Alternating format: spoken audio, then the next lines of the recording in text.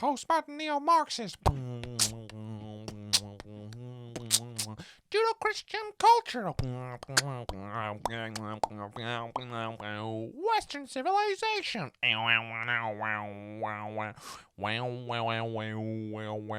These poor young men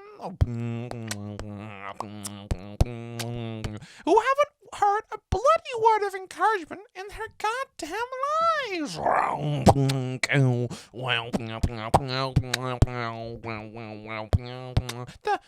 The truth is in the lobsters. I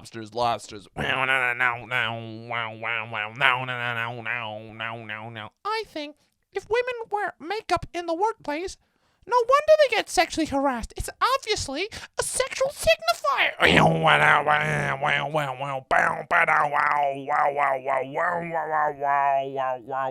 Lobsters. Hello, and welcome back to another episode of Boys Gone Wild.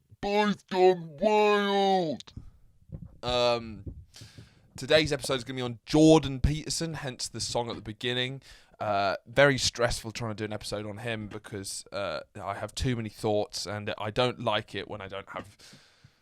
It feels like it's a tough subject to do in such a short amount of time with such little preparation. But I'm going to give it a stab, so forgive the brevity of it. And if I might even do some more on Jordan Peterson because I do have a lot of feelings on the fella. Jordan, it's the start of the fourth week of the show. People have still been very nice with the comments. I've had some really nice constructive criticism as well. I think some people think it's better if I focus more on the Boys Gone Wild and have less of the preamble. Comment down below what you would prefer to see. But then I'm getting some people say they like the historical ones more because it's like they learned about stuff they didn't know, and some people say they like the more modern ones like the TikTok stuff. So I'm still trying to work out what this thing is. But yes, it's all very good. My girlfriend, so-called, well, now my ex, told me that she thought it was quite obnoxious that I opened my last 3 episodes with me vaping. She said it didn't come across as an ironic joke and that I should stop. And that's why she's my ex. Because as you know, as Jordan Peterson is telling you, these feminists are trying to take away the men's right to the power of will. You know? Men used to be real men. They used to be alphas. They used to, have responsibilities. They used to vape all the time. But now, honestly, if my girlfriend says I can't rip fat clouds, then she's not my girlfriend. You know? What kind of woman expects to be in a healthy relationship with a man, but then says, oh, you doing a podcast and opening it with you ripping fat clouds makes you come across as quite unlikable. Do you know who's coming across as quite unlikable now? You, darling. So pack your bags. You're leaving. Obviously, it was over a Zoom call, so it made no sense that I was asking her to leave. But it was metaphorical. But obviously, she didn't get that because women represent Chaos. And men represent order. That's why men rip fat clouds with vapes, and why women will never understand that. It's clear. If you read the Bible, it's clear all over the Bible. Yeah. Also, recently a mate suggested a book to me, a book on pilots in the Battle of Britain. Now, I have no interest in airplanes, and I thought it was a very inconsiderate thing to do. Because I think if you recommend a book to someone and it hasn't changed your life and it's not an incredible book and you don't think they're going to love it, then that's an incredibly inconsiderate waste of time thing to do. I will only ever recommend someone a book if it's a 10 out of 10. And I think for every medium, the more commitment of time it asks of you, the lower the quality has to be for you to be a dick to have asked them to consume it. Okay? So I've made a little sort of chart or graph or list, to be honest, where I think something like a meme, like a quick picture meme, sending that, the lowest quality that can be without being inconsiderate is 5 out of 10. So you can give me an average meme. I mean, I don't find that funny, but anything below 5 out of 10, even 5 seconds, you're wasting my time. If you give me a 4 out of 10 meme, I'm annoyed at you. But 5 out of 10, I'll be like, whatever. I'll throw it a lull. Just, there you go. Then a YouTube video. If you send me a YouTube video, like a 3-4 minute video, maybe a Vox video or something like that, or something you'd be interested in, that's little commitment. I can just pop on. I can leave whenever, but it should be 6 out of 10. If it's dropping below 6 out of 10, then you're an asshole. Then podcast, 7 out of 10. There's a lot of podcasts. You constantly need new podcasts. Everyone's always looking for new podcasts to consume, but there's so many out there. There's so many bad podcasts. So it needs to be a good podcast. But 7 out of 10 is fine because it's not that committal. I don't think you're asking a huge amount of someone to listen to a new podcast. Just to try it out. You can really dip your toes into a podcast. And if you don't like it, you don't need to carry on. It's quite low committal, but still below 7 out of 10, you're a prick. Then film, I think an 8 out of 10. If I'm going to recommend a friend a film, that's got to be an 8 out of 10, I won't be recommending you films that I think are 7 out of 10 because that's a big commitment to watch a film these days. Like 2 hours, like maybe hour and a half, 2 hours. Like it's got to be 8 out of 10. It's got to be a good film, but it doesn't have to be. There's not enough 9 out of 10 or 10 out of 10 films. Sometimes you're fine watching 8 out of 10. TV show, it's gonna have to be a 9 out of 10 because if I'm recommended a TV show and a commitment of maybe 3-4 seasons or something like that, and I'm going to watch the first 1 or 2 episodes just to get a feel for it, and if it really is shit, then you've really led me on, and it better be banging. So if you recommend a TV show, 9 out of 10. And then finally, book. Book has to be 10 out of 10 because no one reads books anymore. I do read, but it's fucking arduous, and it hurts, and I try and force the words into my head at great pain. So every time I read a book, I do a lot of research and make sure that the book I'm reading is going to change my life. I don't care about any book unless it's life-changing, because I can only fit a certain amount in a year, and all of them need to change my life, or else I've wasted all that energy. If you're reading pages of a book and you don't think that book is incredible, then what the fuck are you doing? Imagine reading a shit book, So that's my rule. 5 out of 10 memes, 6 out of 10 YouTube video, 7 out of 10 podcast, 8 out of 10 film, 9 out of 10 TV show, and 10 out of 10 for a book. Anything less than any of those, you're a prick. So that's kind of the graph you should be looking at. But yes, all this talk of hierarchies got me thinking about our boy gone wild, Jordan Peterson. For those of you who don't know, he's a Canadian psychologist, professor, though his ideas spill over into many different disciplines. He was for many years just an academic lecturer and theorist at University of Toronto, but he shot to fame in 2015 or 2016 when he resisted the C-16 bill that basically said that you had to call trans people by their preferred pronouns. And his response to that was not, well, in his words, was not that he doesn't think they should be, but the idea that it's forced into law and that it's illegal not to is a violation of free speech. This brought up a whole debate on university campuses with him trying to do speeches on campuses and people trying to drown him out. Like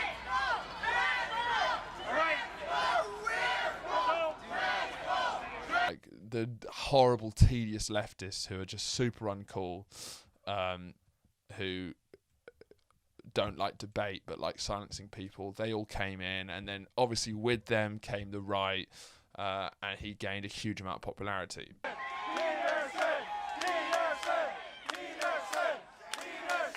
And became this sort of cult figure.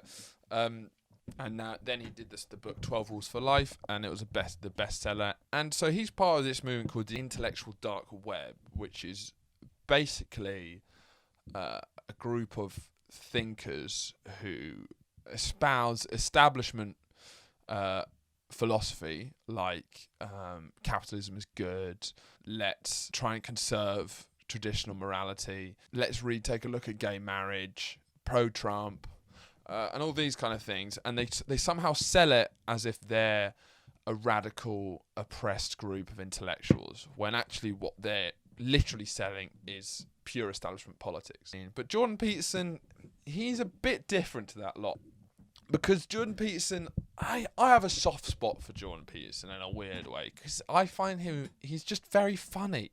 There's something really funny about him. has this weird charisma. He speaks with this. He sounds like Kermit the Frog, but and talks about kind of men being men and like stop being a little bitch basically, but then does it in a voice like this. he has these kind of very tailored suits. He's weirdly quite feminine, but then has become the symbol of masculinity, and he's just so serious. Is there sexual harassment in the workplace? Yes. Should it stop? That'd be good. Will it? Well, not at the moment it won't, because we don't know what the rules are. But with such a squeaky voice, and there's something kind of cute about him, and I genuinely don't think he's a bad person. I think a lot of his views are shared by very bad people, and the people he chooses to spend his time with are very bad. But I don't think he has malicious intent. And I think he's genuinely, in his personal life, he seems like he's probably quite a good person. So there's something, he's weird, he's like an accessible point.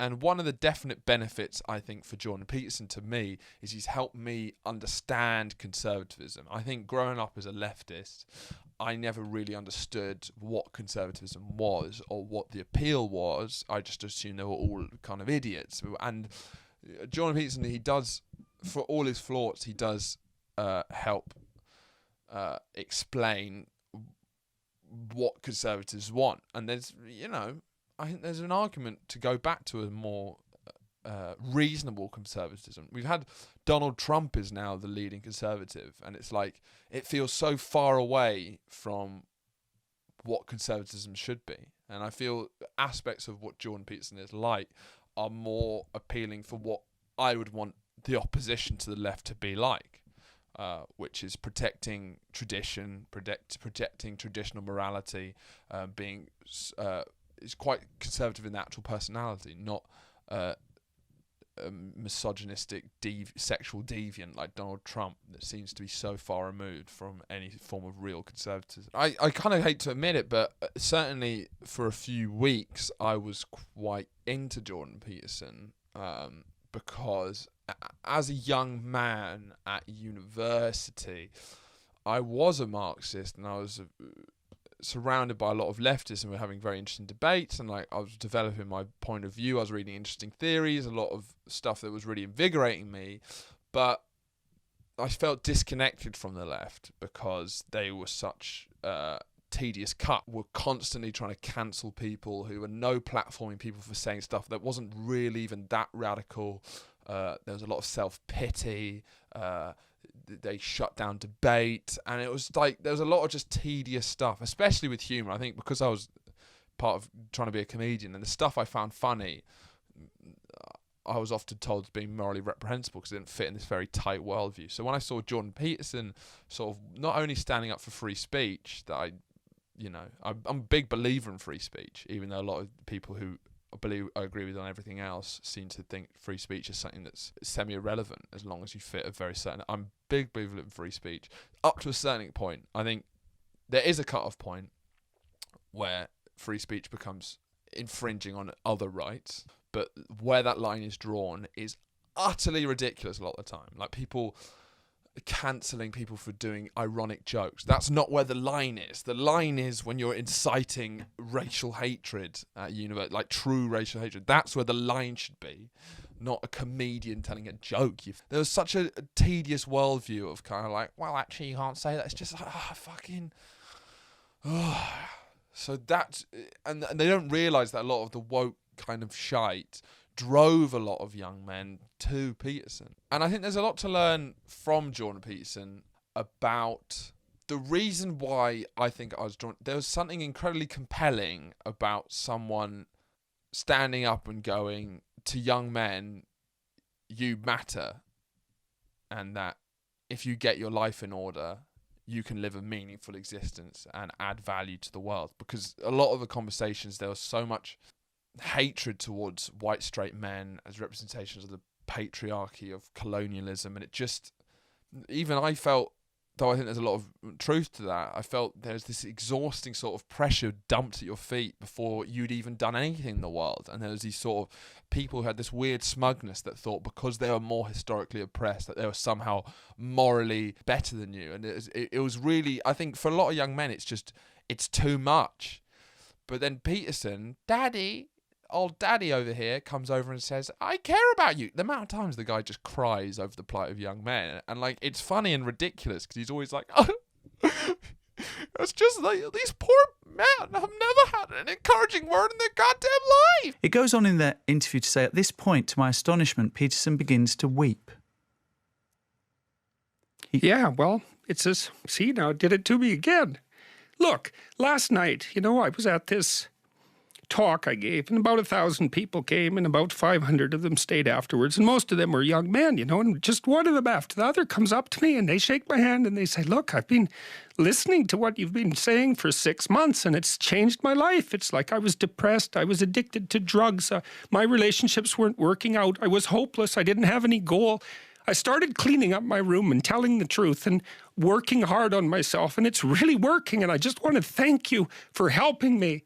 And I think, God, it's so sad that so many of these men, they've not had an encouraging bloody word, a real encouraging word in their entire life. It just takes a little bit of encouragement and care so that they're willing to set themselves straight to some degree and start trying. It's just a catastrophe that's so rare in their lives. And it's like, yes, it's ridiculous. And yes, it's a little bit naive in some ways, but also it's for depressed young men who feel so isolated from the modern world. It is very compelling having someone saying, I hear you, I empathise with you. So I think there's a lot the left can learn if they don't want to stop losing so many young men to the new right by just being like, you matter. And just, giving men a space to have purpose. Because there's this narrative that building that almost that if you're a white straight man, by being successful in any way, you are inherently stealing or being oppressive. So it leaves these men with no real sense of duty or meaning to their lives. So then they turn to someone, daddy figures like Peterson, who just say the simple thing, you matter, your life has value. If you get your life in order, it will be for the best. And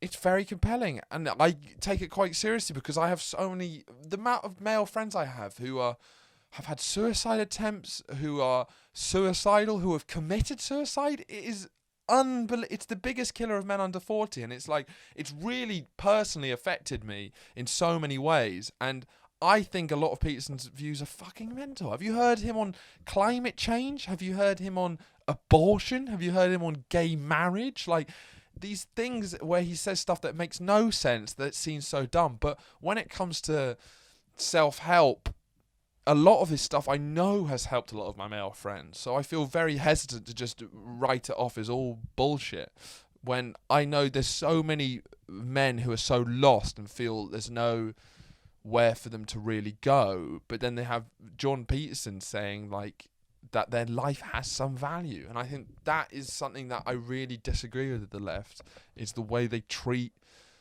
the historically oppressive as being, they just chuck the entire weight of all this history at their feet.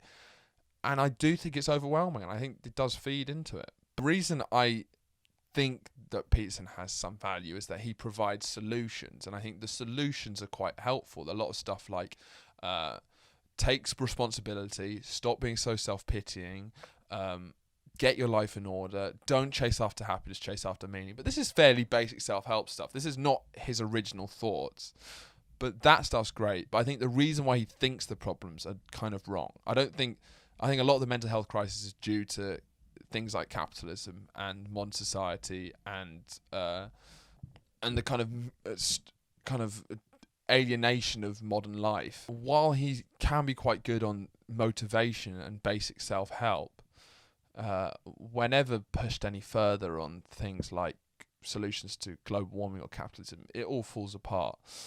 So yeah, I'm very torn about it, because I think a lot of it's a sort of con, in the sense that a lot of the good sides of what he says are taken from other philosophers, and he uses that as a Trojan horse to say some quite reactionary, dangerous things.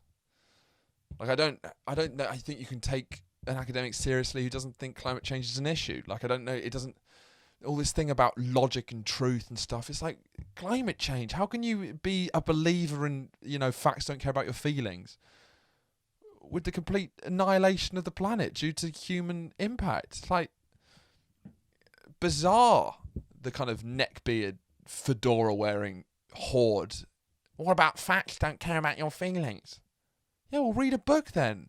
But he is making a lot of these ideas accessible to people who wouldn't normally engage with them. And he's having this person as a motivational speaker is way better than Jason Capital or any other TikTok motivational speakers who I often talk about, because he is still encouraging people to read, he's encouraging people to engage with ideas, and he's encouraging people to think independently. And no one has captured a mass audience like him. So there's a lot to learn on the left when it's because the left is such an elite club, and it's so inaccessible for a lot of people. And he has managed to make intellectualism very successful. And I've seen him in interviews where he has admitted he's wrong, and I think in quite a mature way. And I think if he's building a base of people who are obsessed with reason and truth and logic, that's a much easier right to reason with than the old anti-intellectual Christian right, who you don't even know where to start debating with them because reason is off the table. There's no real way to debate those idiots.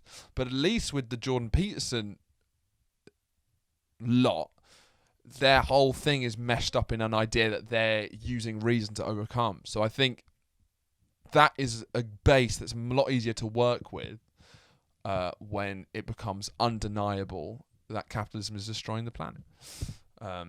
Because surely soon they'll have to use that famed truth and logic of theirs to try and think of a system that actually has a future. I don't know how I feel about how I've expressed my views on this. Not a particularly funny one. I think I'm going to do another part on Peterson. But yeah. I'll be doing a lot more lighthearted one tomorrow. But let me know your thoughts below, and I'll see you tomorrow.